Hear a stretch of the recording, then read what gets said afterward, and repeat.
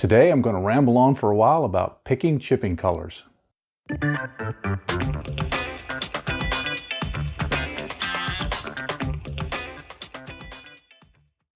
Now, you may be asking yourself, what's the big deal about picking chipping colors? Can't you just pick any color you want and go with it?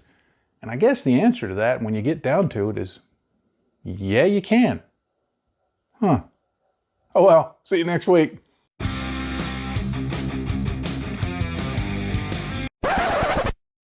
Okay, picking chipping colors, admittedly, is probably not, rocket surgery or anything like that. To some extent, it is just picking colors. But I think that there's some things that, as we're picking chipping colors, that we can think about that will help us have a more cohesive model and really kind of help the story of what we're trying to convey get across to whoever's looking at our work.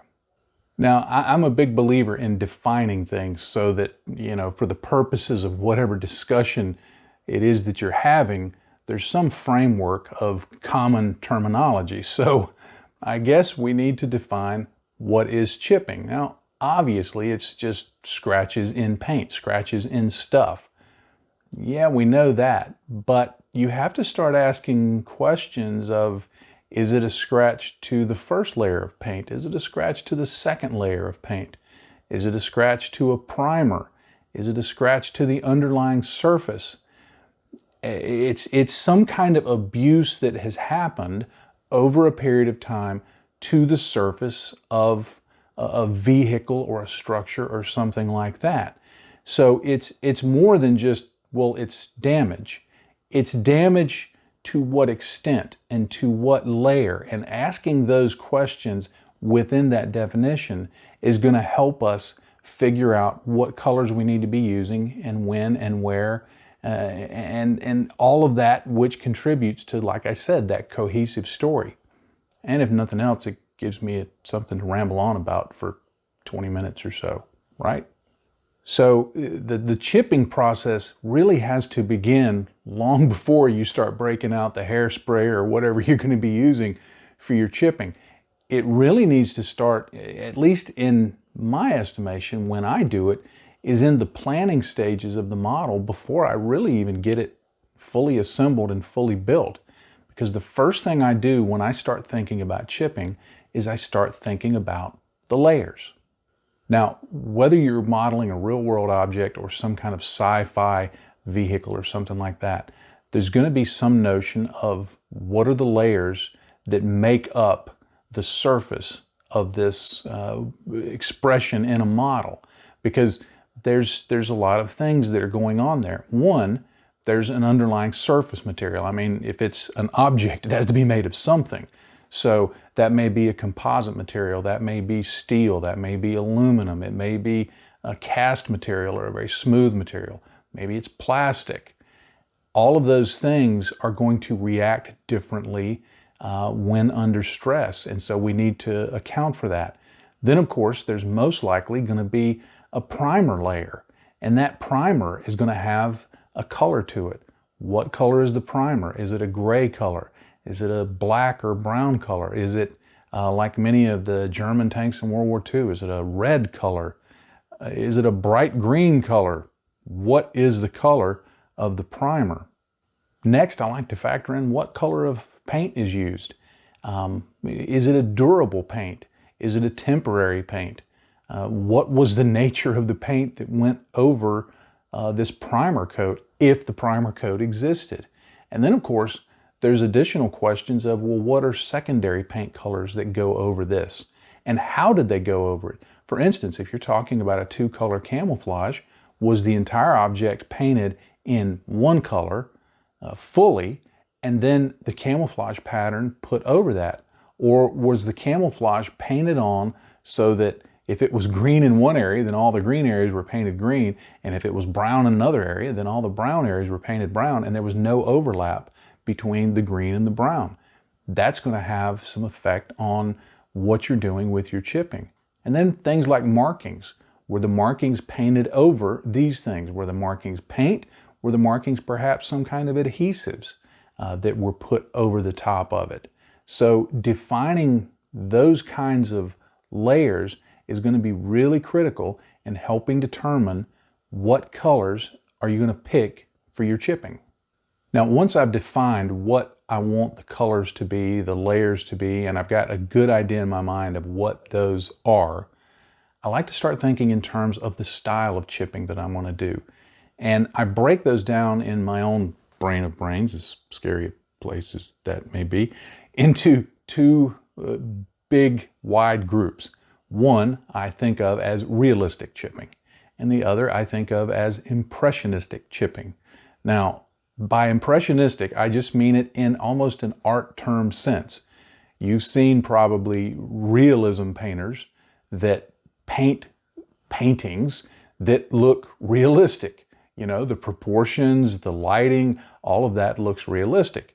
And then you've seen impressionistic painters that don't always look as realistic, and it can be as anything as varied as just some more paint dabs rather than precise brush strokes, all the way to, you know, your nose is over here and your eye is down here, and it can go all over the place. But it's distinct from realistic in that it's not realistic.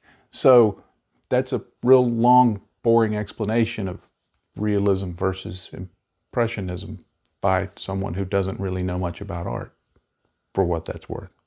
Now, if I'm going to use a realistic style, then obviously it takes cues from the realistic world, from the real world. And that can be anything from, if it's a real world object that I'm modeling, to look at chipping patterns and wear and how did this work, because that takes into account all of the layers, all of the types of paint. There have been times when I've been doing research that it would become obvious that perhaps one nation or one manufacturer or some distinction might use very durable paint in terms of chips and scratches, and another one not so much. One might use one that doesn't really have a lot of fade, and another one might use a color that fades a lot. So factoring all of that in through research will help, because it contributes to, once you've chosen that realistic route for your chipping, it means you're wanting the object to look realistic. So reviewing historical photos and things like that will help you see the chipping patterns, where the chipping may have been, where it wasn't, what volume of it was there. Knowing that, I know when I used to examine aircraft and do research for aircraft, I could look up the dates that an aircraft had been operational, and I could see, okay, it was manufactured on this date, and then it became operational on this date, and then here was the date of the photo that I was actually looking at, and I could see that, okay, in X number of days, weeks, months, this level of chipping took place on that particular airplane. And so I could apply that, use that to extrapolate for other aircraft to know that, okay, if something had been in service 2 months, here's a reasonable level of chipping that I could apply to it, even if I didn't have a reference photo. So when you choose the realistic route, you take cues from the real world. Even if you're doing science fiction, you know, if I'm trying to do, say, a Star Wars model, and I'm not trying to do it in the studio style, I'm not trying to do it as it appeared on screen, but rather to take a realistic approach to it and chip it as if it were a real world object. Well, in that case, I would want to look at everything from fighter planes to spaceships to whatever to help inform the style of chipping that I was going to be doing. Because the style, as I said, will help you define what colors to use. Now, if you're taking a more impressionistic approach to the chipping, then that's going to drive the style in a different direction. It may not follow real-world cues. It may have cues from the genre that you're in, from the lore of that genre, maybe from your own personal desires, just to say, okay, I want this thing to be really chipped, or I want it to have lots and lots of little chips, or you're going to do something more impressionistic and artistic with the color rather than sticking to the realistic route. But making that distinction between the two early on is going to help drive, like I said, not only the color choice, but the way you apply the chipping, which is a whole different video probably down the road a bit. I'll make a note of that. All right, so far I've rambled on about a whole bunch of stuff, but I haven't actually talked about the subject of the video, which is picking chipping colors. For those of you who have been patiently waiting, your patience has been rewarded. That's what I'm going to talk about now. Now, once our layers are defined and we know what those colors are, and the style is defined and we know the approach we're going to be taking, then we can start actually picking chipping colors. Now, for a realistic scheme, I tend to want to choose colors that are slightly desaturated. And by that, I mean they have a little bit of gray added to them. So just for ease of comparison, let's say that I've got an olive drab color. Now, if I wanted to maintain most of the color of that olive drab, I could add a little bit of yellow to it and lighten it down, and maybe a touch of white. And that's going to keep it, it'll be lighter, but it will have about the same vibrancy. If I add nothing but yellow to it, it's going to make it a little more vibrant. But if I add nothing but white to it, it's going to lighten it up, but it's also going to gray it up a little bit. And I think when I've examined photos of chips, that underlying surface chip, let's say it goes through the paint, but not all the way through the paint, it's going to be a lighter color, and it's going to be just a little desaturated. Not a lot, but a little. So that is what's going to drive my color choice. And sometimes it may just be as simple as adding a little bit of one of the colors that lightens up that paint, like yellow in the example I mentioned, and then a color that will desaturate it, like white. Often I'll find a color that's kind of in between. Like for lightening up colors like that, there's a color that I often use called Iraqi sand from Vallejo. And that's really good for getting a little bit of both into the paint to lighten it down. But the choice is going to be based on what does the real world object look like. Now, if I'm going to be taking a more impressionistic approach to the chipping, then I'm probably going to maintain more of the color vibrancy for the chips. So if I'm using a blue color, then I'm going to want something that is a lighter blue, but not a desaturated blue.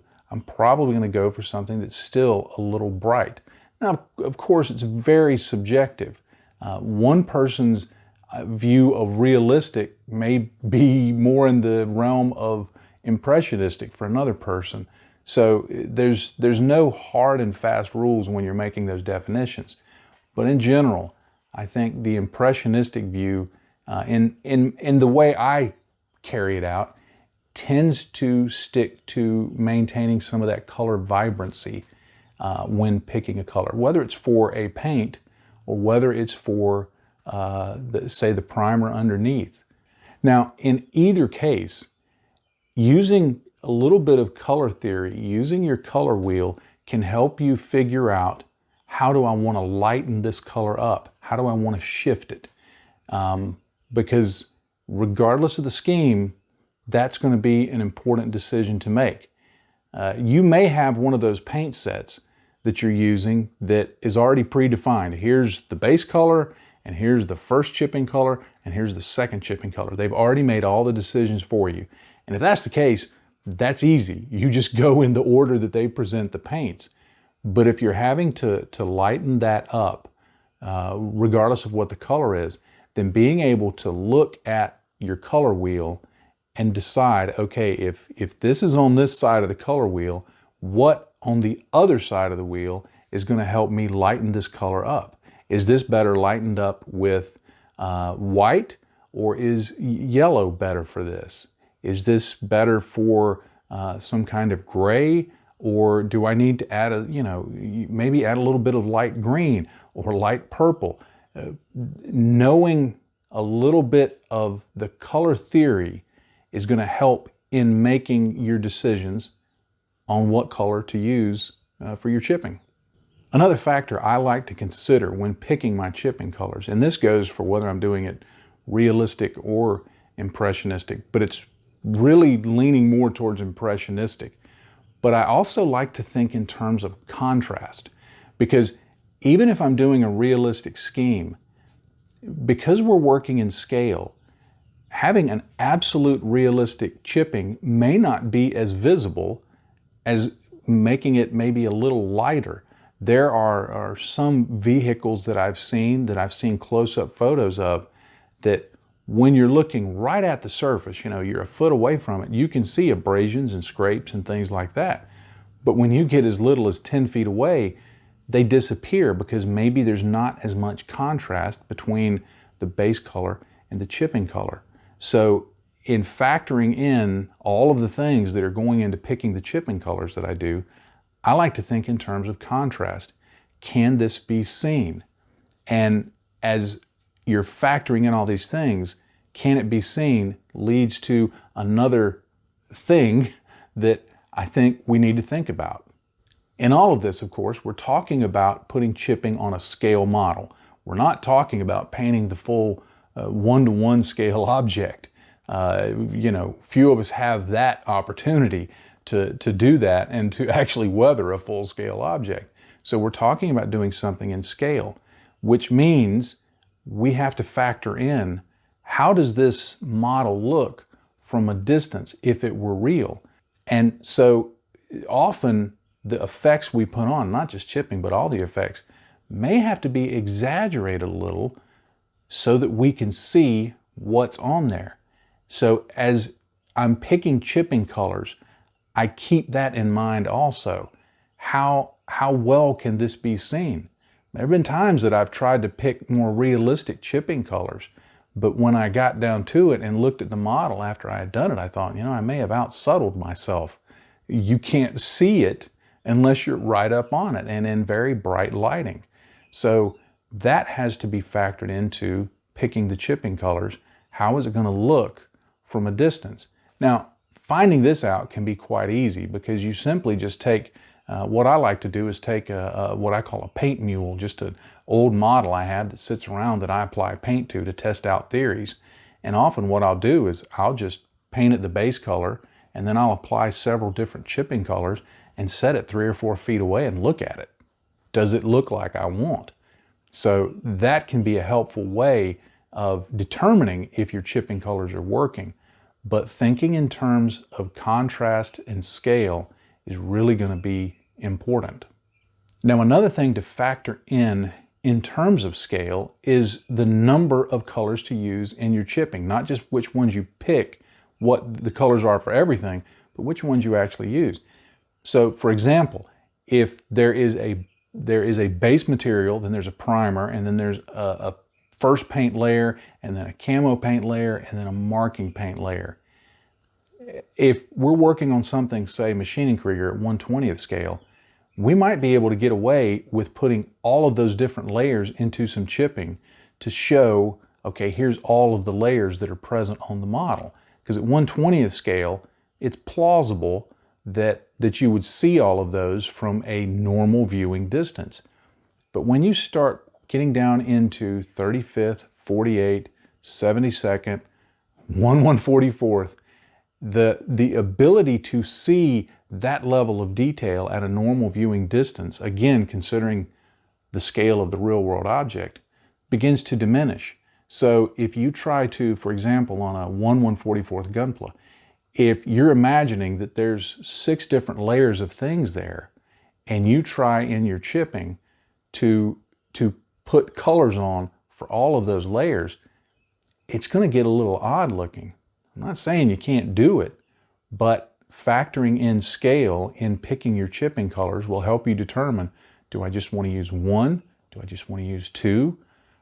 Do I just want to use one where there's most of the chipping and then have a few areas that are more featured chips that maybe show 2 or 3 different colors to help convey those layers? Because not every chip has to have every color in it. In fact, to be more realistic, you don't want it to be.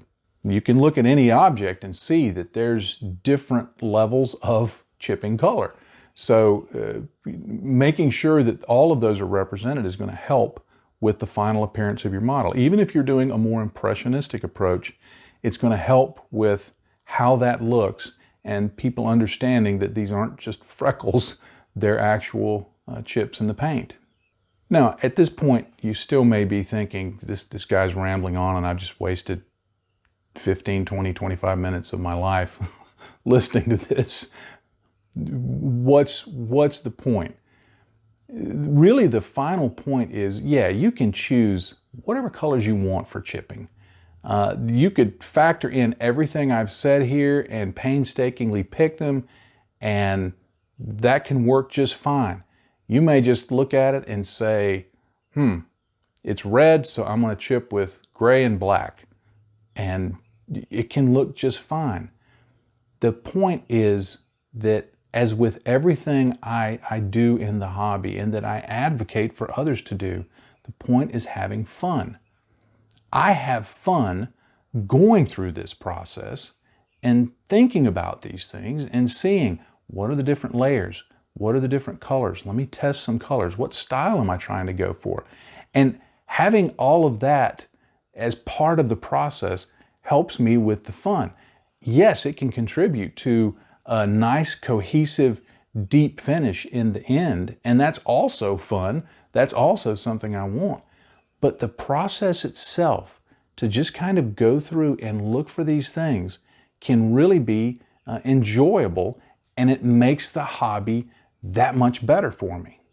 Well, I hope this information is going to be useful for you. It's just some thoughts on picking the chipping color. Yeah, it's maybe a little bit of overthink, but sometimes I think overthink can be fun. That's why we do this. At least that's why I do it. I like thinking about these things as part of the process. So I hope this has given you some information that will be useful, be something to think about. Even if you just think about it and you decide, I'm not really going to worry about all that. I'm just going to do it the way that I've been doing it. If it further cements that you like doing it the way you do it, that's great. Well, thank you so much for watching this video and for supporting this channel by watching it. I am very grateful. There is a subscribe link down over here. If you've not already clicked on that, please do so. And hit the little bell icon so you'll know that I have a new video out. If you would also be so kind as to just give this video a thumbs up and maybe drop a comment down below. It helps me grow the channel. It helps me try and break through this dadgum YouTube algorithm. Maybe one day it'll happen, who knows. But I would appreciate that. There's also links down below to Patreon if you would like to support the work that I do in this channel through that. And there's also a join button down over here that you can support the work that I do through YouTube. So I've got two opportunities if you're interested in doing that to support it. And if you're already a supporter, whether it's on Patreon or YouTube, thank you so much for doing that. It is a blessing to me. It's a blessing to my family because it makes the work that I do with this channel possible. I couldn't afford to do it at the pace that I do it, with the equipment and the materials that I do it, if it weren't for you. Thank you very much. And finally, with all that being said, I'll leave you with one final thought, as I always like to do. In this hobby, if you're not having fun, you're doing it wrong. Happy day to you, friends. Bye-bye.